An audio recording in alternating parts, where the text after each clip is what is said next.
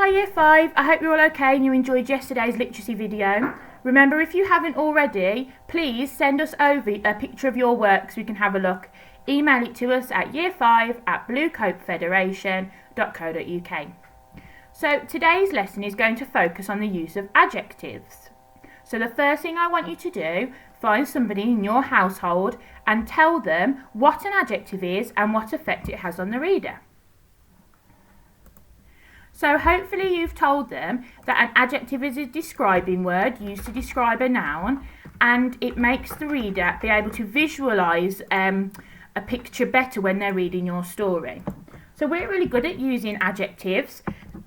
So today we're going to think about how we can change adjectives to change the meaning of a sentence. So first of all, I'm going to add a paragraph to my whiteboard about a tarantula, and it's going to have some adjectives in it. So what I want you to do, when you've seen it and you're reading it, think about how the adjective make the subject appear and whether they're the right adjectives to use. And here we are. So I'm going to read it to you. The handsome tarantula looked at the children. Its glistening hazel eyes scanned the room. Delicate hairs covered its plump body and swayed like shimmering grass. Its petite legs, like small branches, stood strong. So let's have a look at the adjectives in our paragraph first. So the handsome tarantula looked at the children. Its glistening and hazel eyes scanned the room. Delicate hairs covered its plump body and swayed like shimmering grass. Its petite legs, like small branches, stood strong. So the idea that we're getting of this tarantula is that it's quite a nice tarantula, isn't it? It's quite small, it's not scary, it sounds quite a kind tarantula. But we all know that in real life, tarantulas are actually quite scary creatures, and that's what we need to portray in our paragraph. So I'm going to model now changing some adjectives to make the reader think this tarantula is scary. So before I change the adjectives in my sentence, I'm going to write down as many adjectives as I could think of that I would use to describe a tarantula. I'm going to use thought bubble to help me, just so I've got some idea before I start writing. So I'm going to model now, thinking of as many adjectives as I can. So I know a tarantula can be monstrous.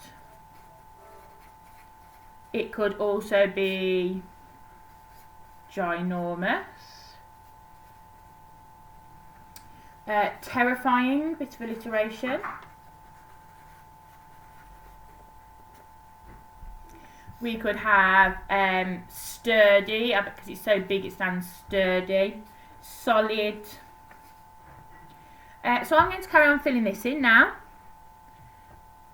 So as you can see, I've got a few more adjectives to describe the tarantula. So what I'm going to do, I'm going to use this now to fill in the gaps where my adjectives were in my paragraph. So the something tarantula. So remember, we described it as handsome before, didn't we? I think from my map, I'm going to choose the word terrifying, because it is terrifying, isn't it? So the terrifying tarantula looked at the children. So now I need two words off my mind map to describe the eyes. I've got beady and glinting. That makes it sound a lot scarier. Its beady, glinting eyes scanned the room. So now I'm going to talk about the hairs that covered him. And I think they're quite thick and coarse hairs. So I'm just checking my mind map. I'm going to go for thick. I'm going to put two in actually. Thick. Wiry, I like that word. So thick, wiry hairs covered it. Now we said plump before. Now something plump quite reminds me of quite cuddly, like you might say a plump teddy bear. So I'm going to describe it as a tarantula looks quite like a rock, doesn't it? It's a rock-like body. So covered its rock-like body and swayed like something grass. Well, I don't think it's going to be nice grass. I want to say that the grass was dead, but I don't want to say like dead grass. So I think that's a bit boring. What have I got on my mind map? Dilapidated. I like that word. That says that it's like dead and it's been like it's patchy. It's been pulled up. Like dilapidated grass. Now I need to describe its legs. So remember we described them as petite before, but I think the tarantula has quite thick legs. Yeah, I like the word thick. So it's thick legs, like something branches. So we're thinking of branches. We don't want the little thin ones on the end, do we? We want quite the big solid ones, or chunky. Chunky is a bit too nice, isn't it? Let's say solid. Like solid branches stood strong. Right, let's read that back now, see if we're happy. The terrifying tarantula looked at the children.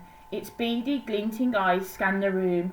Thick, wiry hairs covered its rock-like body and swayed like dilapidated grass. It's thick. Oh, I've used thick twice. Okay, I'm going to get rid of that because I'm not quite happy.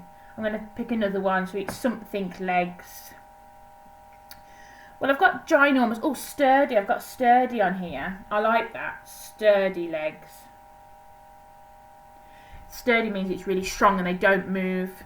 So it's sturdy legs like solid branches stood strong.